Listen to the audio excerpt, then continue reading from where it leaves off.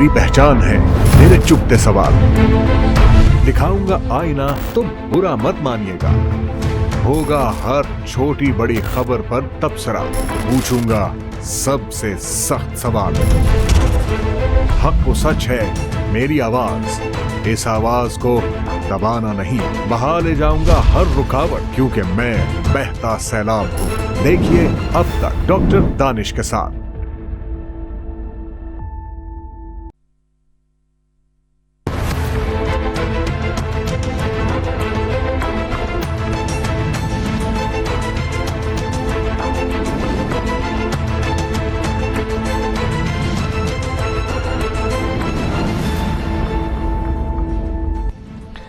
नाज़रीन अस्सलाम वालेकुम। अब तक डॉक्टर दानिश के साथ हाजिर हैं।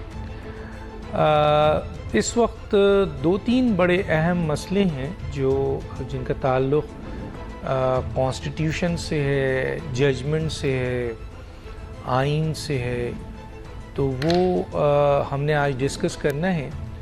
अब जैसे इस वक्त अदालत में फुल कोर्ट जो है प्रैक्टिस एंड प्रोसीजर बिल जो एक्ट है उसके बारे में डिस्कस कर रहे हैं, क्या है ये आईनी है या गैर आईनी है। और अब इसके ऊपर ज़ाहिर है फ़ैसला आना है, और जस्टिस काजी फ़ाइज़ की अदालत है और फुल कोर्ट है। हालांकि अता बंदयाल के ज़माने में बड़ी फुल कोर्ट मांगी गई, लेकिन कभी उन्होंने फुल कोर्ट नहीं दी। इवन के बहुत बड़ी रिक्वेस्ट थी बार कौंसल्स की भी और हुकूमत वक्त की भी, और 11 सियासी जमातों ने एक साथ रिक्वेस्ट की थी, लेकिन अता बंदयाल साहब ने कभी फुल कोर्ट नहीं दी। यहाँ ना सिर्फ फुल कोर्ट है बल्कि लाइव आपको ट्रांसमिशंस मिल रहे हैं। ख़ास तौर पे पहला जो था आपके प्रोसीडिंग, उसमें तो कई चैनल में दिखाया गया, उसके बाद सरकारी टीवी पे लाइव मौजूद है। तो इसका क्या मुस्तकबिल है, इसके ऊपर बात करेंगे। इस वक्त दो तीन चीज़ें और बहुत अहम हैं। एक मियां नवाज शरीफ साहब की आमद है, जिसके ऊपर उन पे जो इवेंफील्ड और अल अजीज़िया की सज़ा है जो तकरीबन 10 साल 7 साल, उसके ऊपर फिर आपके उनके ऊपर फंड्स के उसके पैसों के हवाले से भी है कि अगर इतना आपको पेमेंट भी करनी है। तो फ्लैगशिप का उनका केस जो है वो ख़त्म कर दिया गया था। अब इसमें मियां नवाज शरीफ साहब जब वापस आ रहे हैं तो दो बड़े अहम सिलसिले हैं यहाँ पे जो मैं डिस्कशन में रखूँगा।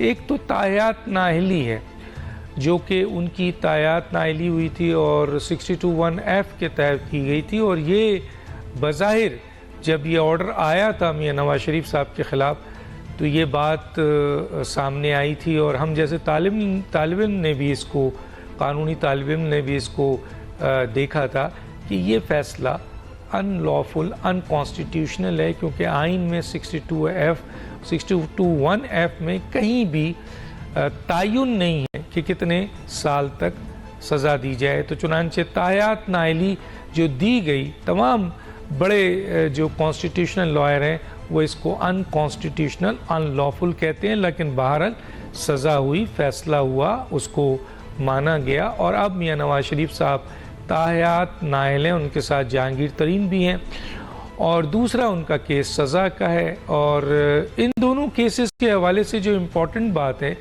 वो ये है कि तायात नाअहली के हवाले से 62(1)(f) में पार्लियामेंट ने सिंपल मेजॉरिटी से एक कानून पास किया और वो एक्ट बना, और वो 5 साल उसकी कर दी गई।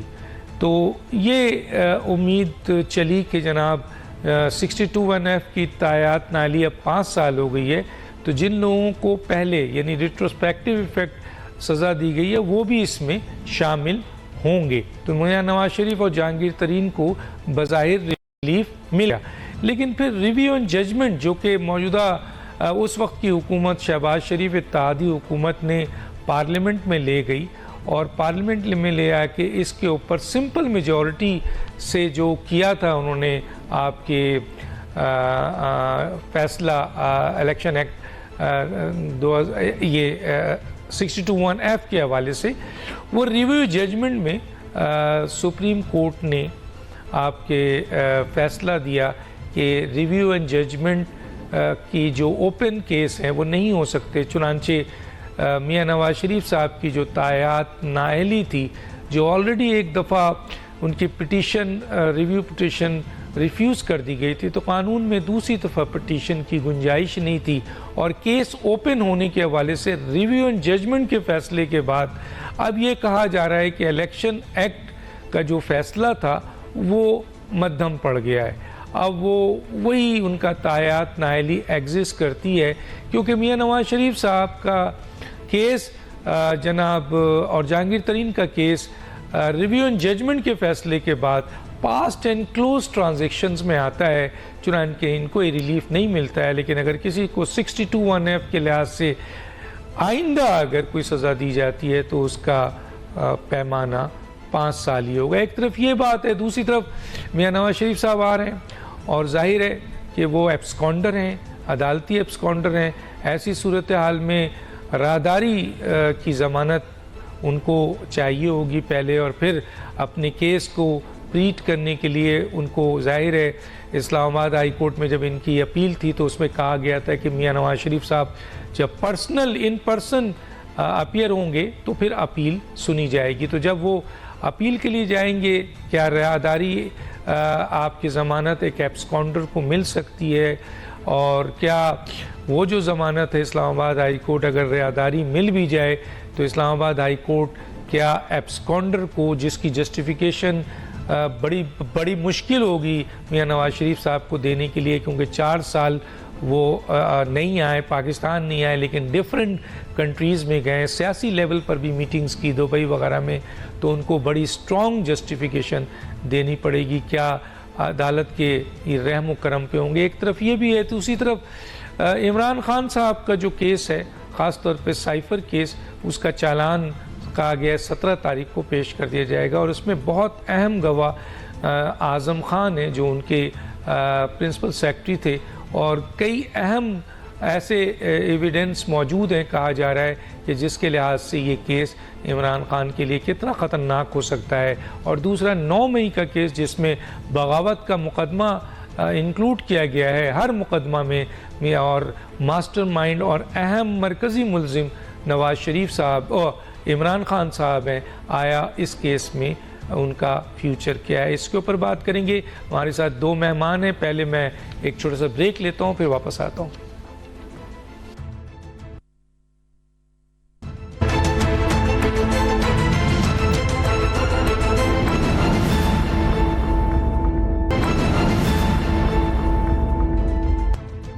वेलकम बैक जी। मेरे आज के जो मेहमान हैं दोनों अहम तरीन लॉयर हैं, बड़ा नाम है।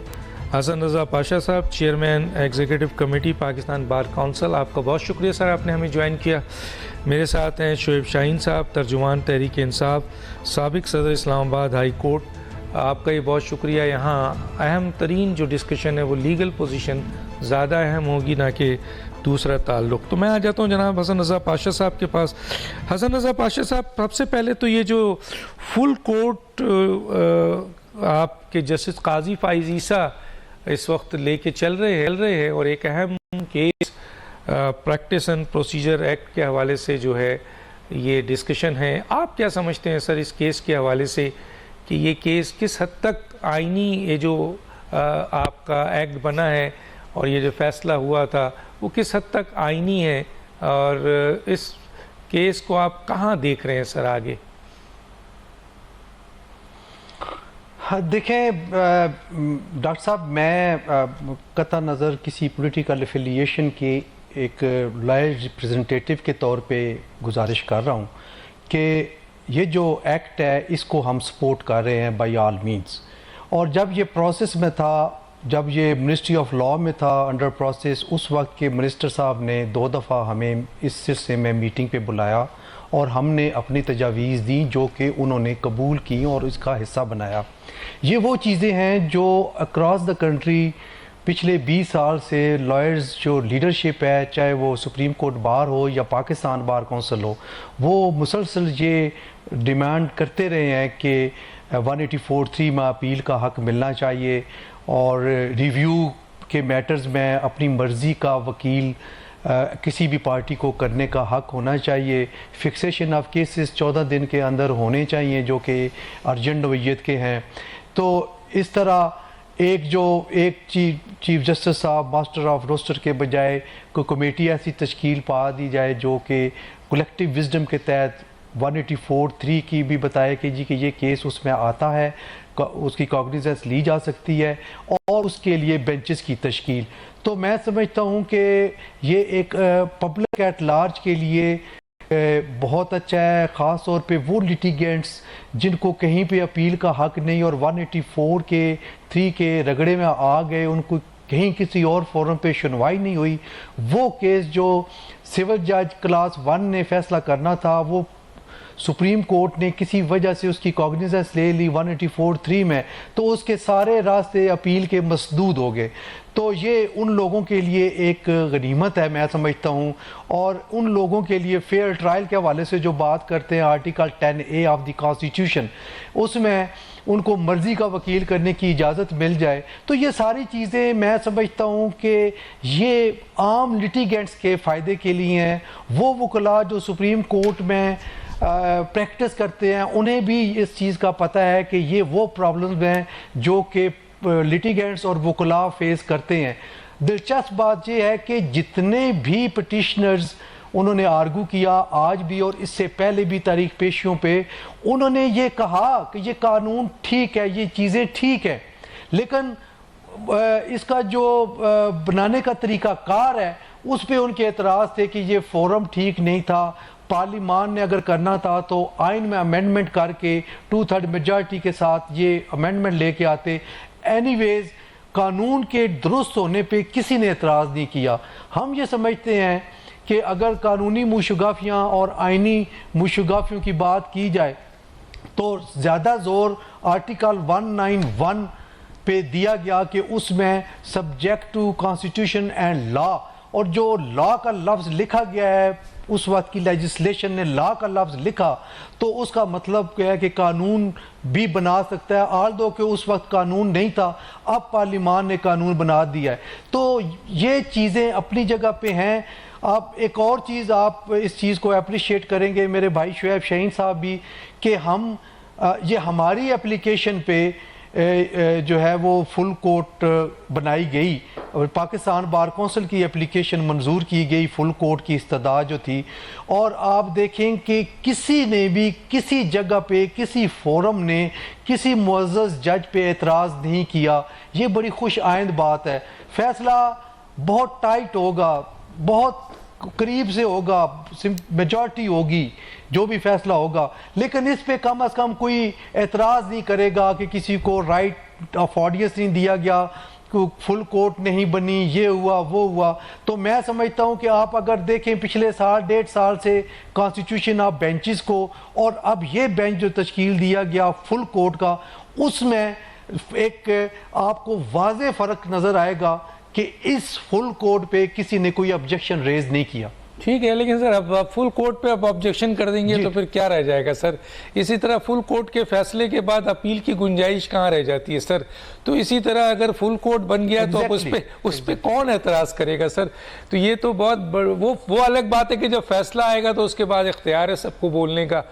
जी सर, शुएब शाहीन साहब आप कैसे देखते हैं सर इसको? देखिए, मैं समझता हूं कि ये बात जो आपने की या पाशा साहब ने की इसमें बड़ा वजन है। एक बात तो चूंकि मुनक़सिम सुप्रीम कोर्ट थी पिछले 8, 2, 9, 10 महीने से, जो सारा झगड़ा डिस्प्यूट ये इसी बात पे चल रहा था, बल्कि उसको खैर पीटीएम की जमातों को तो एक बहाना चाहिए था कि जी फुल कोर्ट बनाएंगे तो हम मानेंगे। वो तो आप इसको जो स्पेशली इलेक्शंस की बात थी केपी और वो पंजाब की, उनको तो चूंकि इलेक्शन कराने नहीं थे इसलिए उन्होंने उसको बहाना बना दिया।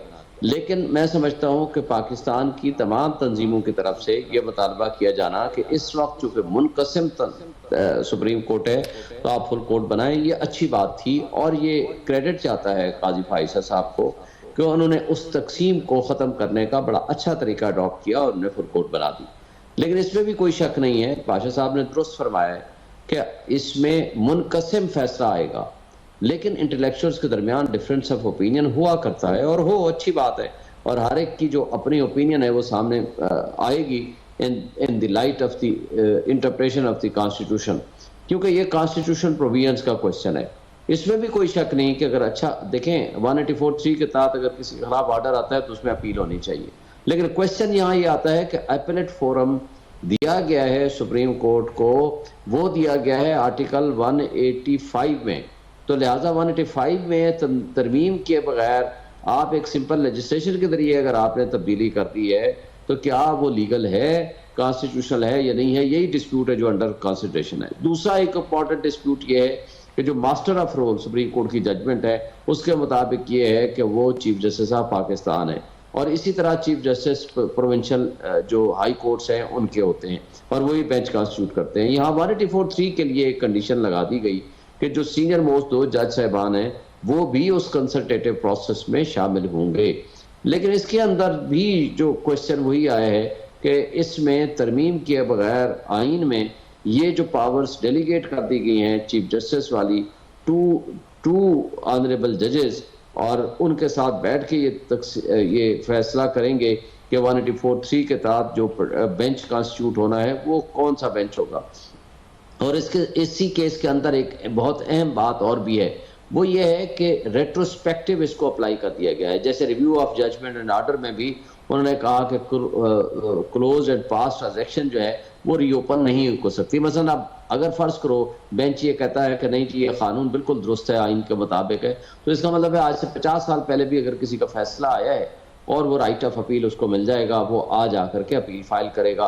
बेशक वो पार्टीज ऑलरेडी उसको एक्सेप्ट कर चुकी है, ऑर्डर एग्जीक्यूट हो गया, फाइनलिटी अख्तियार कर गया, तो वो भी एक इबाम है जिसको सुप्रीम कोर्ट बहरहाल एड्रेस कर सकती है अपनी इस प्रोसीडिंग्स में। लेकिन इस लिहाज से ये केस बहुत अहम है कि एक इसका फैसला होने के बाद सारी ये चीज़ें बाकी जो इम्पोर्टेंट केसेस पेंडिंग हैं, जैसे सिविलियंस का मिलिट्री ट्रायल होना, वो 90 डेज का इलेक्शंस का होना, official secret act and army act में जो अमेंडमेंट हुई है उसको हमने चैलेंज कर रखा है, तो ये सारे जो इम्पोर्टेंट केसेस हैं वो सारे इस केस की वजह से रुके हुए हैं।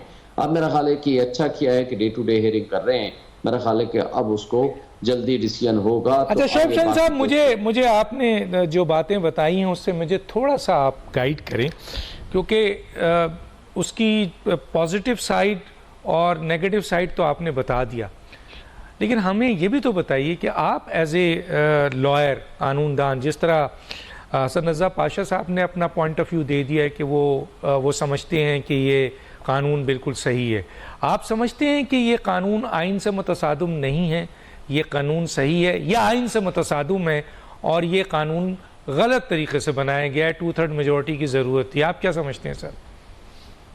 देखिए डॉक्टर साहब, मेरी तो हम्बल सबमिशन और मेरी राय जो है वो पाशा साहब से थोड़ा मुख्तलिफ है। मैं ये कहता हूँ कि जब एक एपेलेट फोरम क्रिएट किया गया है सुप्रीम कोर्ट की, जो जुरिस्डिक्शन है वो सारी की सारी आइन के तहत दी गई हैं, जिसमें 184 है, 184(3) भी है, 184(1)(2) भी है, 184 के बाद 185 है, फिर 186 है, 187 है, 186A है। तो ये सारी पावर्स वो हैं जो कॉन्स्टिट्यूशन ने दी हैं। तो सब लेजिस्लेशन के जरिए आइन में तरमीम किए बगैर आप सिंपल कानून साजी के जरिए जो आप पावर्स दें या पावर्स वापस लें या कोई भी उसमें तरमीम और तगय्युर करें, तो मेरा ख्याल है कि वो आइन की तरमीम के बगैर नहीं हो सकता। और दूसरा जो प्रिंसिपल है कि रेट्रोस्पेक्टिव एप्लीकेबिलिटी किसी भी इशू के ऊपर देना, वो जनरली नहीं होता अनटिल एंड अनलेस कि बहुत स्पेशल सर्कमस्टांसेस हो कि आप लॉ में वो चीज़ दे रहे हैं। मसलन जैसे आइन में ये वाजे कर दिया गया है कि कोई भी जुर्म जो है वो रेट्रोस्पेक्टिव अप्लाई नहीं करेगा। हाँ, एक जुर्म ऐसा है जैसे आर्टिकल 6 है, किसी ने आइन के साथ गद्दारी की है, किसी ने आइन को एब्रोगेट किया है, तो वो रेट्रोस्पेक्टिव अप्लाई भी होगा, उसको आप 1956 से भी ले सकते हैं। ये अलग बात है कि आइन की एब्रोगेशन तो कई दफ़ा हुई है, लेकिन हमने आखिरी एब्रोगेट करने वाले को भी सजा नहीं दे सके और उनको भी बड़े इज्जत और एहतराम से यहाँ वापस लाए हैं। और जो कुछ हुआ वो सब भाई वो आपके तो सामने आदम एतमाद की तहरीक के बाद भी तो आइन शिकनी हुई है सर, उसमें तो सदर साहब भी इन्वॉल्व हैं, वज़ीर-ए-आज़म साहब। मैं आगे चल, मैं इसमें बहस नहीं करता। उसके साथ आप आज की जो आइन शिकनी हो रही है, आज आप 10 महीने से जो गैर आईनी हुकूमतें अपनी सारे काम कर रहे हैं सिवाय इलेक्शन के, आज लोगों को उठाया जा रहा है और उनको अदालत की बजाय मीडिया हाउसेस पहुंचाया जाता है, वो भी आप सामने रखे जो आइन शिकनी हो रही है। आइन तो माशाल्लाह हमारा अब सिर्फ कागजों में रह गया है, उसके बाद उसका इतलाक, उसकी एप्लीकेबिलिटी वो किस हद तक है, हम उसमें मेरा ख्याल है तफसील में जाए बगैर। आप सही कह रहे हैं, वो 63A भी आइन के इसमें नहीं आता था, 62(1)F की सजा भी नहीं थी, आप बिल्कुल सही कह रहे हैं। और ये जो आपने बात बताया कि इलेक्शन जो केयर टेकर गवर्नमेंट इतनी आगे चली गई, इलेक्शन अपने वक्त में नहीं हो रहा है, ये सब भी तो आइन एक मजाक सा हो गया है, जिसकी जिधर मर्जी है। किसी ने कहा था मोम की क्या मोम है, उसको जिस तरफ चाहे अपनी मर्जी से घुमा ले। हसन रजा पाशा साहब, ज़रा मैं एक इम्पॉर्टेंट केस पे आ रहा हूँ, ज़रा तफसील से इस पे मैं आपकी वजाहत चाहूँगा। मियाँ नवाज शरीफ साहब आ रहे हैं, उन पर इवन फील्ड, फ्लैगशिप और अल अजीज़िया केस है, जिसमें से 2 में सज़ा हुई है उनको, 1 में वो बरी हुए थे, वो सज़ा के साथ वो मौजूद हैं। दूसरी तरफ 62(1)F के तहत तायात नाइली है, और तायात नाइली के बाद जो है वो 62(1)F पे इलेक्शन एक्ट 2000 मसलन एक एक्ट जो है वो पास हुआ और वो 5 साल कर दिया गया, लेकिन फिर रिव्यू एंड जजमेंट का फैसला आया, जिसके बाद कहा जाता है कि मियाँ नवाज शरीफ साहब का case fast and close transactions है, उनको रिलीफ नहीं मिला है। तो फिर किस तरह उनको रिलीफ मिल सकता है? आया सुप्रीम कोर्ट दे सकती है या पार्लियामेंट 2/3 मेजॉरिटी से दे सकती है? इस तरफ आऊँगा, और इस तरफ भी आऊँगा कि मियाँ नवाज शरीफ साहब एब्सकॉन्डर हैं, तो क्या वो जब आ रहे हैं तो उनको राहदारी ज़मानत और फिर दूसरी ज़मानत आसानी से मिल जाएगी? कानून क्या कहता है इस सिलसिले में सर? देखें, सिंपल अगर कानून को देखा जाए तो उसमें डॉक्टर साहब ये है कि जो मियाँ नवाज शरीफ साहब का स्टेटस है वो सज़ा याफ्ता का है, और जो राहदारी ज़मानत और प्रोटेक्टिव बेल जिसको हम कहते हैं वो उस वक्त मिलती है जब अंडर ट्रायल प्रिजनर हों, यानी कि वो ट्रायल चल रहा हो तो फिर सज़ा ना हुई हो।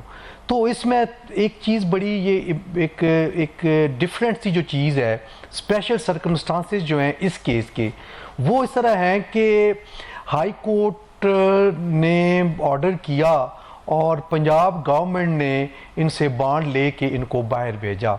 तो नून लीग वाले तो ये कहते हैं कि जो कि इनकी ज़मानत कोर्ट ने नहीं दी, इनकी ज़मानत जो है वो दी है पंजाब गवर्नमेंट ने, तो पंजाब गवर्नमेंट के पास ही उन्होंने जाना है और उसको कहना है और वो प्रोटेक्शन दे देंगे और फिर वो कोर्ट में सरेंडर करेंगे। मेरा जो मुझे मेरी समझ के मुताबिक ये है कि शायद ऐसा नहीं हो सकेगा, चूँकि 2 केसेस हैं जो इस्लामाबाद हाई कोर्ट में हैं और एक में और उनकी सज़ा सस्पेंड हो चुकी है और दूसरी में सज़ा सस्पेंड नहीं हुई। तो मामला यहीं पे चलेगा, प्रोटेक्टिव बेल नहीं हो सकती, इनको सरेंडर करना पड़ेगा और उसके बाद सेक्शन 426 CRPC की एप्लीकेशन फ़ाइल करनी पड़ेगी फॉर सस्पेंशन ऑफ सेंटेंस, जो कि अदालत अगर मुनासिब समझेगी तो सस्पेंड कर देगी, अदरवाइज़ उनको रहना पड़ेगा। ये तो है कानूनी जो आम जो मुरव्वजा कानून है और जो आम लोगों के साथ जिस तरह किया जाता है। लेकिन आपको पता है कि पाकिस्तान मौज़ाती मुमलिकत है, इसमें मौज़े रूनुमा होते हैं, देखते हैं कि आगे क्या होता है। लेकिन कानून की जो मंशा है या जो रिक्वायरमेंट है वो मैंने आपको बता दी है। चलिए, आपने बड़ी अच्छी बात बताई, लेकिन एक और चीज़ भी ज़रा मुझे गाइड करते हुए चलें कि क्या अदालतें अगर जब ज़मानत देने के लिए बैठती हैं तो वो ये देखती हैं कि सर एब्सकॉन्डर, क्योंकि मियाँ नवाज शरीफ साहब एब्सकॉन्डर हैं और उनको वो कई ऐसी जगहों पर नज़र आए हैं माजी में जहाँ पॉलिटिकल उन्होंने मीटिंग भी अटेंड की, दुबई में आसिफ अली जरदारी साहब के साथ 2 दफ़ा मुलाकात हुई, इसके अलावा और कई जगहों पे गए, घूमने भी गए, लेकिन वो पाकिस्तान अदालतों में नहीं आए, अपने केस को फेस नहीं किया। तो सर एब्सकॉन्डर जो होते हैं या मफरूर कह लें उर्दू में या इश्तहारी कह लें, उनको अदालत कानूनी तौर पर कितना रिलीफ दे सकती है, ये ज़रा सा मुझे बताएं। मैं फिर शोएब शाहीन साहब की तरफ जाऊँ और फिर मैं अगला केस लेके आऊँगा आपकी तरफ। डॉक्टर साहब, जो एब्सकॉन्डर होता है वो अपने कई राइट्स जो है वो खो चुका होता है और उसको वो रिलीफ नहीं मिलता जो आम मुल्क है, तो यकीनन ये कंसिडर किया जाएगा। लेकिन एक चीज़ जो भी इम्पॉर्टेंट है वो ये है कि मुझे जो इतला मिली है वो इस तरह के कोई इश्तिहारी डिक्लेयर करने की कोई कार्रवाई कोर्ट की तरफ से कंप्लीट नहीं हुई और वो इसी तरह पेंडिंग और अंडर प्रोसेस है। तो मेरा ख्याल है कि वो चूँकि इश्तिहारी डिक्लेयर नहीं हुए इस तरह कि 187-88 CRPC की कार्रवाई मुकम्मल की गई हो, तो वो शायद इनको बेनिफिट मियाँ साहब को इस चीज़ का मिल सके। ठीक है, मैं आगे आपसे 621F जो जजमेंट पे आऊँगा, लेकिन पहले ज़रा मैं मालूम कर देता हूँ शोएब शाहीन साहब से इस केस के हवाले से कि आया वो एब्सकॉन्डर हैं नहीं हैं, अदालतों से उनको ज़मानत कैसे मिलेगी, प्रोटेक्टिव मेल मिल सकती है नहीं मिल सकती है, फिर वो जाहिर है उनको अपील करना है, कहाँ क्या होगा, फ्यूचर कहाँ ले जाएगा उनको। इससे हटकर कि मियाँ नवाज शरीफ साहब के वकील तो ऐसे बता रहे हैं जैसे हर चीज़ सेट है, हर चीज़ बिल्कुल क्लियर है और वो कहते हैं ना दूध में से ऊपर से चीज़ों को निकाल लेंगे झाग को। जी जनाब शोएब शाहीन साहब। देखिए, पहली बात तो यह है कि उनकी अपीलें खारिज हो चुकी हैं।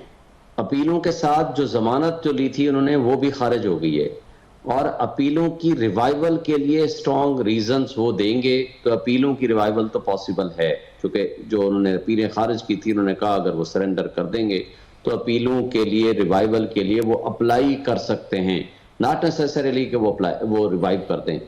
लेकिन जो उनकी अपीलें खारिज, जमानत खारिज हुई है, वो मेरी इंफॉर्मेशन के मुताबिक वो जो इश्तिहारी वाला प्रोसेस था वो भी हो गया था और वो इश्तिहारी हो चुके थे, डिक्लेयर्ड इश्तिहारी हो गए थे।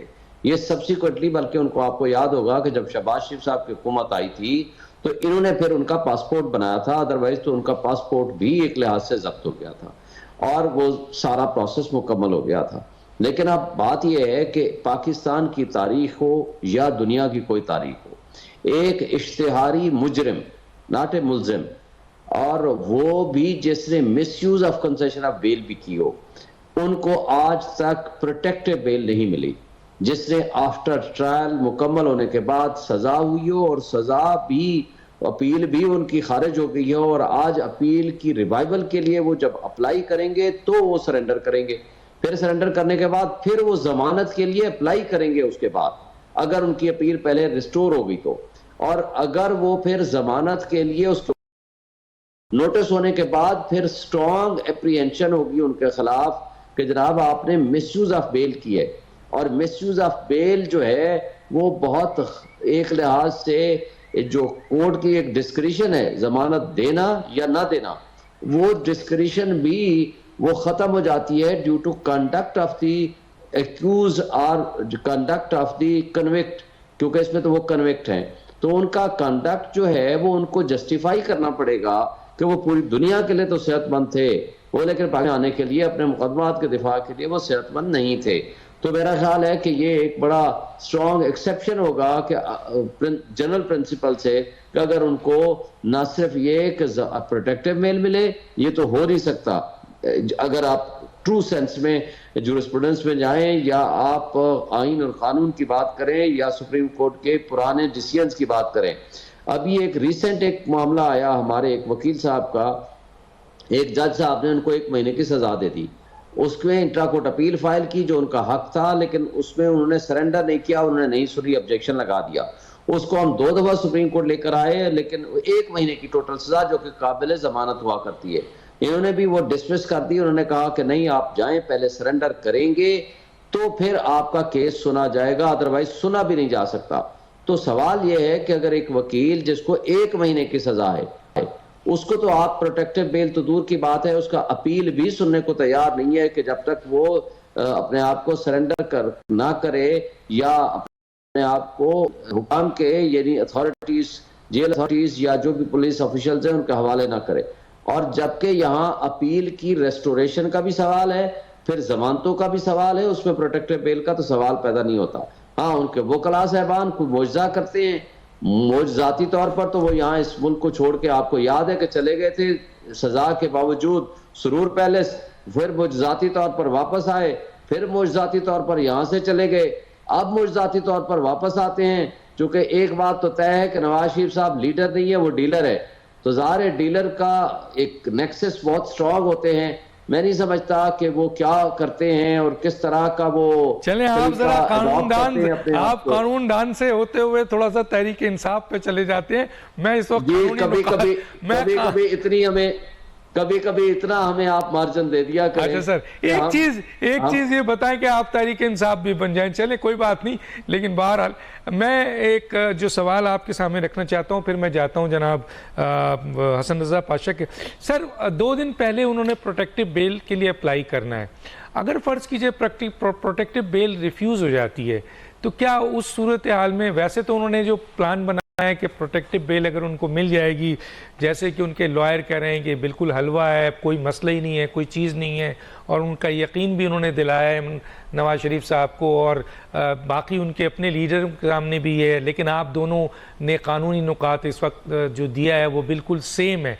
तो मेरे पॉइंट ऑफ व्यू से अगर प्रोटेक्टिव बेल उनको मिल जाती है तो फिर तो जाहिर है वो उतरेंगे लाहौर, उसके बाद हेलीकॉप्टर पे वो जलसे में आ जाएंगे। लेकिन अगर प्रोटेक्टिव बेल उनको नहीं मिली और अगर वो लाहौर उतरते हैं और जलसे में आते हैं तो इस दौरान क्या गवर्नमेंट ऑफ पंजाब एक्शन लेगी, गवर्नमेंट ऑफ पाकिस्तान एक्शन लेगा या अदलिया एक्शन लेगी? क्या करेंगे सर शोएब शाहीन साहब? सर देखिए, मेरा तो ख्याल है कि जो ही एक इश्तिहारी मुजरिम अगर वो जहाज से बाहर आता है तो तमाम authorities including Punjab government, including federal government, NAB authorities, वो जेल हुकाम, वो सब पाबंद हैं कि उनको गिरफ्तार करें और जिस जगह उनको जेल में रखा गया था या यहाँ रखना मकसूद है तो वहाँ लेके चले जाएं। और अगर वो ज़ाहिर प्रोटेक्टिव बेल नहीं मिलती तो, और अगर बेल मिलती है तो ज़ाहिर फिर वो जो भी टाइम होगा, जो कोर्ट का आर्डर होगा उसके मुताबिक होगा। तो ये तो एक तय है। आपने देखा है एक अभी तोशाखाना वाले केस में अभी वो आर्डर साइन नहीं हुआ, वारंट ऑफ अरेस्ट जारी नहीं हुआ, लाहौर में ज़मान पार्क की पुलिस पहुंच गई, लाहौर पुलिस, और जा करके दरवाजे तोड़ के 5 मिनट के अंदर अंदर वो गिरफ्तार कर लिया। अगर आपने इंसाफ और कानून का निज़ाम एक बंदे मुजरिम के लिए तो मुख्तलिफ रखना है, और एक शख्स जिसके खिलाफ आर्डर अभी साइन नहीं हुए, वारंट ऑफ अरेस्ट एग्जीक्यूट नहीं हुआ, और उसको तो आपने इमीडिएटली गिरफ्तार कर लिया, और दूसरे को आपने लाडला और फैसिलिटेट करना है तमाम हुकाम ने, तमाम एजेंसीज ने और पुलिस ने। तो फिर तो उसके बाद तो फिर कोई भी इश्तिहारी घूमता रहे मुल्क में और सबके सामने आए और अपने आप को पेश भी ना करे। क्लियर हुआ आपका पॉइंट ऑफ व्यू, क्लियर हुआ। हसन रजा पाशा साहब, 62(1)(f) कई आईनी माहिरीन ये कहते हैं कि जज रिव्यू एंड जजमेंट के बाद उनका case pass and close transaction है। अगर उनको रिलीफ चाहिए तो उसके लिए 2/3 मेजॉरिटी अगली पार्लियामेंट दे या सुप्रीम कोर्ट कोई लार्जर बेंच बना के फैसला दे, वरना वो 62(1)(f) के ज़िम्मे में अभी भी आ रहे हैं। लेकिन उनके वकला ये कहते हैं कि वो जो 62(1)(f) 5 साल हुआ है उसमें मियां नवाज शरीफ साहब को भी 5 साल कर दिया गया है और वो इस सज़ा से गुजर चुके हैं। आप क्या समझते हैं कानूनी तौर पर सर? हाँ देखें, ये बड़ी ज़्यादती की गई है कि 62(1)(f) में मियां साहब को लाइफ टाइम इन पे पाबंदी लगा दी गई है। हालांकि 62(1)(f) में कहीं भी नहीं लिखा हुआ कि लाइफ टाइम पाबंदी लगेगी। का आइन में अमेंडमेंट तो तब सीख करें, 2/3 मेजॉरिटी की बात तब हो अगर 62(1)(f) में नायली की सूरत में लाइफ टाइम लिखा गया हो। वो कहीं भी नहीं लिखा हुआ, पूरे आइन में कहीं भी नहीं लिखा हुआ कि नायली की सूरत में जो है वो लाइफ टाइम नायली होगी। उस वक्त जो इलेक्शन एक्ट है उसमें भी नायली की सज़ा नहीं थी। अब अमेंडमेंट आके 5 साल उसमें कर दी गई है और इसका बेनिफिट मियां साहब ले सकते हैं, लेकिन डायरेक्टली मेरी समझ के मुताबिक बतौर स्टूडेंट ऑफ लॉ मैं ये बात करूंगा कि इनको डायरेक्टली नहीं मिलेगा। इनको नायली ख़त्म कराने के लिए सुप्रीम कोर्ट की तरफ रजू करना पड़ेगा। क्योंकि सुप्रीम कोर्ट की एक जजमेंट इनके रास्ते में हायल हो रही है और वो 2/3 मेजॉरिटी वाली बात नहीं है, मैं उसको बिल्कुल भी नहीं मानता। अलबत्ता सुप्रीम कोर्ट जो लॉ एनेक्टमेंट हो चुका है, जो अमेंडमेंट आ चुकी है, उसकी रोशनी में फैसला करेगी और उसको करना चाहिए। और ये वैसे ज्यादती है कि आप किसी को लाइफ टाइम के लिए सर देखिए बात इस वक्त बात हमने कई इस पर प्रोग्राम कर दिए कि 62(1)(f जो है उसमें तायात नाइली नहीं थी और ये जो भी फैसला हुआ है वो अनलॉफुल है, अनकॉन्स्टिट्यूशनल है, लेकिन ये फैसला हो गया, इम्प्लीमेंट भी हो गया।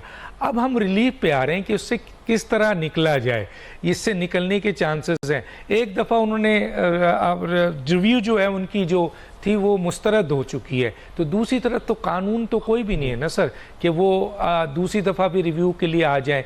आप नहीं समझते कि उनका case past and close transactions है और वो जो एक्ट पास हुआ है उसके ज़िम्मे में नहीं आता है? आप समझते हैं कि नहीं जी वो 62(1)(f का जो कानून पास हुआ है उससे मियां नवाज शरीफ साहब को रिलीफ मिल जाएगा? नहीं, मैं इसको पास्ट एंड क्लोज ट्रांजैक्शन नहीं कहूँगा। ये बिल्कुल उनका हक है, वो रिलीफ के लिए सुप्रीम कोर्ट ऑफ पाकिस्तान में रुजू कर सकते हैं। कैसे रुजू करेंगे सर? उनके पास रुजू करने का राइट ही नहीं है। अब तो कहाँ है राइट सर? कैसे रुजू करेंगे? एक दफा उन्होंने सर पिटीशन उन्होंने एक दफा दिए है, वो मुस्तरद हो गई है, अब वो कैसे रुजू करेंगे? मुझे ये बता दें सर। देखें, एक बात है, ये अपील की सूरत में ये नहीं आएगा, क्योंकि जिस केस में मैं समझता हूं कि जिस केस में रिव्यू पिटीशन डिसाइड हो चुकी है 184(3) के किसी केस में, मैं 184(3) के केस की बात कर रहा हूं, तो वो रिव्यू पिटीशन जब फारग हो चुकी है तो फिर उस बंदे को दोबारा मौका नहीं मिलेगा। आज भी ये इस केस में प्रैक्टिस एंड प्रोसीजर एक्ट वाले केस में ये आर्ग्यू हुए कि जी कि ये जो नहीं, मोस्ट ऑफ दी केसेस में रिव्यू फारग हो चुकी है, लेकिन ये चूंकि आया था उसमें जो पहले इनको सजा हुई थी उसमें वो नायली नहीं आई थी। ये एक सेपरेट पिटीशन फाइल करके ये इंटरप्रिटेशन करवाएगी कि इसकी क्या है, तो उसमें उनको जो है लाइफ टाइम दे दी। चलिए, आप तो कहते हैं, आप समझते हैं कि कोई एक पिटीशन दाखिल करके वो कर सकते हैं मियां नवाज शरीफ साहब? बिल्कुल हो सकती है। आप समझते हैं जी शाहीन साहब, आप समझते हैं सर कि कोई गुंजाइश है या ये रिव्यू एंड जजमेंट फैसले के बाद इनका case past and close transaction है? कई लॉयर ये कहते हैं कि नहीं जनाब, अब इनका केस अगर होना है तो 62(1)(f में तरमीम करेंगे और वो भी 2/3 मेजॉरिटी पार्लियामेंट करे तो होगा, या फिर शायद सुप्रीम कोर्ट कोई रिविजिट करे। आप क्या समझते हैं सर? जी बिल्कुल, मेरी यही राय है कि या तो 62(1)(f के अंदर तरमीम कर दे आइन में पार्लियामान, 2/3 मेजॉरिटी के साथ ज़ाहिर होगा, वो अगली असम्बली आएगी तो उसके बाद पॉसिबिलिटी है। दूसरी कि सुप्रीम कोर्ट अपनी जजमेंट को रिव्यू कर ले और रिविजिट कर ले। इन दो चीज़ों के अलावा तीसरे तरीक़ाकार जो लॉ में अमेंडमेंट की गई है इलेक्शन एक्ट 2017 में, और उसमें कह दिया कि आर्टिकल 62(1)(f के तहत होने वाली जो नाअहली है वो ताहयात नहीं होगी, वो मेरा ख्याल है कि वो एप्लीकेबल इनके ऊपर नहीं है। सुप्रीम कोर्ट की जजमेंट आज भी फील्ड में है और आइन में जब तक तरमीम नहीं करेंगे और उसमें लिखेंगे notwithstanding anything contained in the judgment of the supreme court, वो फिर आइन में तरमीम करते हैं, तो आई थिंक वो उस सूरत में उनको रिलीफ मिल सकता है। लेकिन उसके साथ एक दूसरा उनके लिए एक डिफिकल्टी है, वो है कि दो सजाएं उनके रास्ते में आज भी मौजूद हैं अनटिल एंड अनलेस कि उनके वो सजाएं ख़त्म ना हों, जिसमें एक में 7 साल है, एक में 10 साल है। वो सजाएं अगर हैं तो उनमें तो ऑलरेडी इनके 10 साल के लिए नाअहली है। अगर सजाएं ख़त्म हो जाएं, उनमें उनके कुटल हो जाए तो, और ये सुप्रीम कोर्ट भी या उनको रिलीफ दे या इनमें तरमीम हो जाए, ये दोनों चीज़ें बैक वक्त होना वो ज़रूरी हैं। और जब दोनों चीज़ें ख़त्म हो जाएंगी तो फिर उनके लिए एक होगा कि वो इलेक्शन भी लड़ सकते हैं, पार्टी चेयरमैन भी बन सकते हैं या पार्टी सदर भी बन सकते हैं, और फिर उनके लिए किसी किस्म का कोई रास्ते में रुकावट नहीं होगी। अदरवाइज मेरा ख्याल है उनके लिए रास्ते में सुप्रीम कोर्ट इसको रिविजिट कैसे करेगी? एक आम पाकिस्तानी सुनना चाहता है और जाहिर है कि उसके लिए लार्जर बेंच होगी, क्योंकि 5 बेंच का फैसला था। इस पर थोड़ा सा आप ज़रा बताएं, फिर मैं जाता हूँ हसन रज़ा पाशा साहब की तरफ। देखिए ना जी, सुप्रीम कोर्ट अगर ये कहती है कि वो हमारा 5 रुकनी बेंच का जो फैसला था ताहयात नाअहली का, वो बिल्कुल गलत था। वो कौन कहेगा? वो कौन कहेगा? चीफ जस्टिस साहब खुद ब खुद कह देंगे? नहीं, खुद तो नहीं कहेंगे। उसके लिए मेरा ख्याल है कि एक सुप्रीम कोर्ट बार की रिव्यू पिटीशन पेंडिंग है, और जो कि टाइम बार थी, हालांकि वो पार्टी तो नहीं है लेकिन उन्होंने बहरहाल कर रखी है, वो हसन रज़ा पाशा साहब ने कर रखी थी उनके लिए। तो अगर फर्ज करो वो लग जाती है और उसके अंदर एक सॉरी हसन रज़ा पाशा साहब कहेंगे, हसन बून साहब, सॉरी, वो पिछले साल जो सुप्रीम कोर्ट बार के हसन रज़ा पाशा साहब का सैर बहुत स्ट्रॉन्ग है सर, चेयरमैन है सर, इसलिए प्रेशर में आ जाते हैं। बिल्कुल, इसमें कोई शक नहीं, इसमें कोई शक नहीं। मैं डॉक्टर साहब, मैं किसी पार्टी का नहीं हूं। ये तो मुझे नजर आता है सर, मुझे तो नजर इंडिपेंडेंट जो है वो मुझे नजर आता है सर, आपकी हमेशा इंडिपेंडेंट रही है, ये बात नजर आती। जी सर। तो वो जो है, अगर फर्ज करो उसमें ऑर्डर कर देते हैं या उसमें रिव्यू का ऑर्डर कर देते हैं, और वो लार्जर बेंच करता है, क्योंकि 5 मेंबर बेंच ने तो फैसला दे दिया, और 6 रुकनी, 7 रुकनी, 8 रुकनी बेंच बैठता है और वो उस फैसले को रिव्यू कर लेता है, वो तो मुमकिन है। या अदरवाइज मुझे नहीं लगता कि उसके अंदर इस अमेंडमेंट इन लॉ जो है ऑटोमेटिकली वो उसको रिलीफ दे देगा, वो शायद मुमकिन नहीं है। और इसी तरह जब तक आइन में तरमीम ना हो, और इसी तरह अगर जब तक अच्छा वो तरमीम भी, वो सुप्रीम कोर्ट उस फैसले में रिव्यू भी कर ले, उसको 5 साल के लिए भी डिक्लेयर कर दे, या उसको कुछ टाइम बाउंड भी कर दे, जब तक उनकी सजाएं खत्म नहीं होती तो भी उनके लिए वो मुमकिन नहीं होगा अंडर दी नैब लॉ इटसेल्फ, क्योंकि पुराना कानून बहाल हो गया है, तो उसके लिए भी 10 साल की नाअहली उनकी अदरवाइज भी बनती है। तो मेरा ख्याल है कि ये दोनों चीजें बैकवक्त जब तक नहीं होती हैं। अच्छा सर, अगर फर्ज कीजिए ये दोनों होती हैं, अपील करते हैं, कानूनी तौर पर आते हैं, पाकिस्तान की अदालतें हैं, सब वो रिविजिट करते हैं, तो इसमें कितना अरसा लग सकता है मियां नवाज शरीफ साहब को रिलीफ मिलते मिलते? ये जरा सा बताएं। मैं जरा हसन रज़ा, बिल्कुल एक लाइन जवाब सर। सर, पहली बात तो यह है कि अगर रूटीन में देखा जाए तो ये कई साल भी लग सकते हैं, 6 महीने 8 महीने भी लग सकते हैं, लेकिन मैं पाशा साहब की बात को बारो करूंगा। अगर मोजज़ात पे आ जाए तो फिर मोजज़े तो 2 दिन में, 4 दिन में, हफ्तों में भी हो जाया करते हैं, उसके लिए तो हमारे पास कोई वो हतमी बात नहीं हो सकती। ठीक है, इसका मतलब है रूटीन में गए तो फिर इलेक्शन भी डिले हो गया। जी हसन रज़ा पाशा साहब, आप इस पे ज़रा रोशनी डालिए सर, कि जैसे आपने कहा, आप तो ये मान रहे हैं कि जी ये अगर मियां नवाज शरीफ साहब को नहीं मिलती है प्रोटेक्टिव बेल, तो फिर क्या होगा सर? डॉक्टर साहब, एक बात मैं ज़रा क्लियर करना चाहूँगा कि शुएब साहब 61(2)(f) में जो है वो तरमीम क्या चाहते हैं, कि कौन सी तरमीम होनी चाहिए? क्या मैं ये चाहता हूं, उसमें लिखा हुआ है? मेरी राय ये है, एक मिनट, मुझे बात करने दें, मुझे प्लीज। अच्छा, क्या वो जो है सर, मैं उसका जवाब दे दूं, मैं उसका जवाब दे दूं, टाइम होगी, मैं उसका जवाब दे दूं सर। उसमें नहीं लिखा होगा। सर मैं एक जवाब दे दूं, लाइफ टाइम नाअहली को सर 5 साल में हम कन्वर्ट अब आप एक काम करें, ये तरमीम होगी, तो ये तरमीम तो नहीं हो सकती। सर एक बात बताए ना, जो ये 5 साल हुई है 62(1)(f) में, ये भी तो पार्लियामेंट ने की है ना सर। 62(1)(f) में ये हुई है, इलेक्शन एक्ट में तरमीम हुई है। तो सर सवाल, आइन में कहीं भी नहीं लिखा कि लाइफ टाइम नाअहली होगी। तरमीम तब होगी कि अगर वहां पे लाइफ टाइम नाअहली लिखा होता। जी शोएब शाहीन साहब, जी शोएब शाहीन साहब, शोएब शाहीन साहब से पूछ लेते हैं। 5 साल लिखना होता। आप कहते हैं 2/3 मेजॉरिटी चाहिए, इसके लिए तरमीम की जरूरत नहीं है। 2/3 मेजॉरिटी चाहिए। शोएब शाहीन साहब कैसे कहते हैं? ये वो इसलिए कि देखें, आइन की प्रोविजन आर्टिकल 62(1)(f) को इंटरप्रेट किया है सुप्रीम कोर्ट ने, यानी जो शख्स नाअहल होगा 62(1)(f) में, इसका मतलब है वो सादिक व अमीन नहीं रहा, लिहाजा होल ऑफ लाइफ उसके इंटरप्रिटेशन ये है कि होल ऑफ लाइफ ही will be disqualified to contest the election. इसका मतलब है कि वो अच्छा, अब इसके अंदर जब आपने उसको टाइम बाउंड करना है तो फिर आप उसके अंदर तरमीम करेंगे कि बिल्कुल वो नाअहल होगा, लेकिन वो नाअहली 5 साल के लिए तस्वर होगी ओनली, तो जब तक आप उसके अंदर देखें, सुप्रीम कोर्ट ने इंटरप्रेट किया है उस प्रोविजन ऑफ लॉ को, प्रोविजन ऑफ कॉन्स्टिट्यूशन को।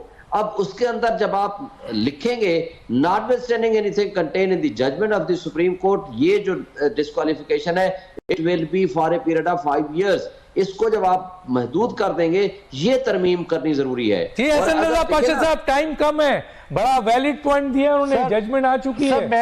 मैं डॉक्टर साहब, जजमेंट आ चुकी है। जजमेंट अपने तौर पे विद ड्यू रिस्पेक्ट ये अर्ज करूंगा कि वो गलत है, तो इंटरप्रिटेशन ठीक नहीं हुई।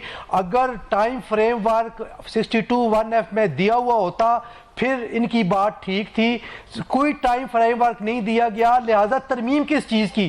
क्या तरमीम इस चीज की होगी कि लाइफ टाइम को हम डिलीट करके हम 5 years करते हैं, या 5 years को डिलीट करके लाइफ टाइम करते हैं? चूंकि टाइम फ्रेमवर्क मेंशन ही नहीं है तो तरमीम होने की जरूरत ही नहीं है। तो सर ये इम्प्लीमेंट कैसे हो गया? ये ऑर्डर, सर हसन रजा पाशा साहब, उन्होंने ये ऑर्डर इम्प्लीमेंट कैसे हो गया? ये फिर चूंकि सुप्रीम कोर्ट का ऑर्डर है इस वजह से इंप्लीमेंट हो गया। आर्टिकल 190 और 189 इज वेरी क्लियर।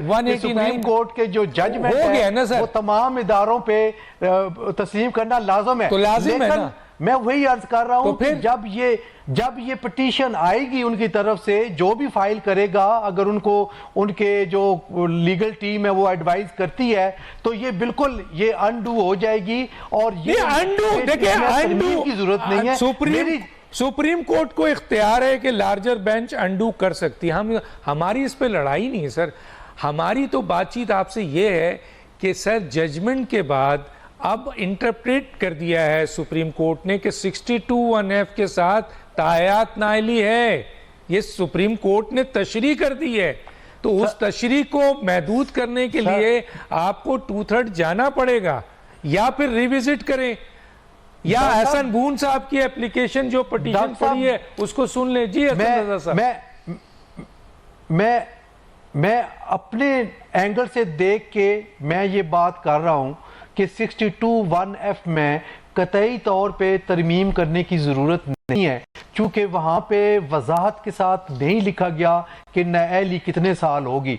हाँ, ये जो इंटरप्रिटेशन की गई है जो honourable supreme court of Pakistan ने की है, उसके लिए बहरहाल ऐसे सर्कमस्टांसेस हैं कि अगर वो मूव करें तो वो उसको रिवर्स हो सकती है। मेरा ख्याल है सबसे देखिए, अगर पार्लियामेंट अव्वल तो सर पार्लियामेंट अदरवाइज भी ज्यादती हुई है सर। ज्यादती तो सबको पता है, 63 पे भी हुई है, इसमें भी हुई है, औरों पे भी हुई है, 62(1)(f) पे हुई है, लेकिन सर हो गई ना। अब मेरा जो सवाल है वो ये है कि सर सबसे बड़ी बात है कि 62(1)(f) के लिए 2/3 मेजोरिटी के लिए अगर मियाँ साहब जाएंगे तो अगली असेंबली में जाएंगे सर। और वक्त जो इमरान खान साहब सियासत से अलग हुए हैं तो उसके बाद पीपल्स पार्टी या दूसरी सियासी जमातों और नून लीग के दरमियान जो इस वक्त गोलाबारी हो रही है और शदीद इख्तलाफ हो गया है, तो अब 2/3 मेजॉरिटी तो पार्लियामेंट में मिलती ही नहीं। अब तो सिर्फ एक ही सिलसिला रह गया है कि सुप्रीम कोर्ट रिविजिट कर दे। मेरा ख्याल है वो एक बेहतर तरीका होगा। लेकिन सर मुझे ये बता दें हसन रजा पाशा साहब, जाते जाते बिल्कुल लास्ट, ये जितने भी इनके केसेस हैं जिनमें 10 साल 7 साल है, जाहिर है प्रोटेक्टिव बेल है, फिर अपील होगी, फिर चलेगा, फिर इस्लामाबाद हाई कोर्ट है, फिर दूसरे केसेस भी हैं, फिर 62(1)(f) भी है, फिर इनमें टाइम कितना कंज्यूम होगा? देखें, टाइम फ्रेमवर्क तो नहीं दिया जा सकता कि कितना टाइम होगा, चूँकि पहले जो दोनों अपीलें हैं इनको एप्लीकेशन दे के वो उनको बरामद कराना पड़ेगा, वो आएंगी, फिक्स होंगी, उसके बाद उनकी जो पिटीशन है 426 CRPC की वो फाइल होगी, उस पे हेयरिंग होगी, सस्पेंशन होगी, फिर वो उनकी अपीलें लगती हैं। एक केस में तो खैर वो हो जाएगा चूँकि को अक्यूज उसमें ऑलरेडी एक्विटल उनकी हो चुकी है, मरियम नवाज शरीफ साहबा की, तो वो तो इजी हो जाएगा। लेकिन जो दूसरा केस है उसकी फिक्सेशन जाहिर है अपने टाइम पे अब इस्लामाबाद टोटल थोड़ा सा आइडिया तो देना सर, थोड़ा सा आइडिया तो दें, थोड़ा सा आइडिया दें सर। कोई ये इन जो फिक्सेशन ऑफ केसेस के हवाले से कोई टाइम फ्रेमवर्क ना मैं दे सकता हूं, ना शुएब साहब दे सकते हैं, ना ही कोई और दे सकता है। तो फिर सर ये कैसे मुमकिन होगा? वो कौन सा तरीका होगा कि अगर जनवरी में इलेक्शन हो गया तो मियां नवाज शरीफ साहब चौथी दफा वजीर आजम हो जाए? वो नून वाले तो बेचारे। तो सर किसने कहा है? अगर वो कह रहे हैं तो इसका मतलब ये तो नहीं है कि हो गए। हम तो अपनी जगह पे कानूनी बात कर रहे हैं और प्रोसीजर की बात कर रहे हैं। जी सर, मैं एक बात कह रहा हूं, नून वालों के लॉयर ये कह रहे हैं, वो भी कानून दान है सर। शोएब शाहीन साहब क्या होगा? आखिरी जुमला सर। मैंने कहा मोजजे। अच्छा, मोजजे हो जाएंगे। मोजों के अलावा कुछ नहीं चलता। मैं, आप, पाशा साहब, हम कानून मुर्शिदाफियों में जितने पड़े रहेंगे इनकी कोई हैसियत नहीं है। यहाँ मोजजाती काम कराएं, मसाइल हल करें, आए चौथी दफा क्या, पांचवी दफा क्या, 10वीं दफा प्राइम मिनिस्टर भी बने, सब कुछ चले सर, यहाँ दोनों मेहमानों पे काम चलता है। यहाँ कानून कायदे के दोनों मेहमानों का बहुत शुक्रिया। डॉक्टर दानिश को याद दीजिए। अल्लाह हाफिज।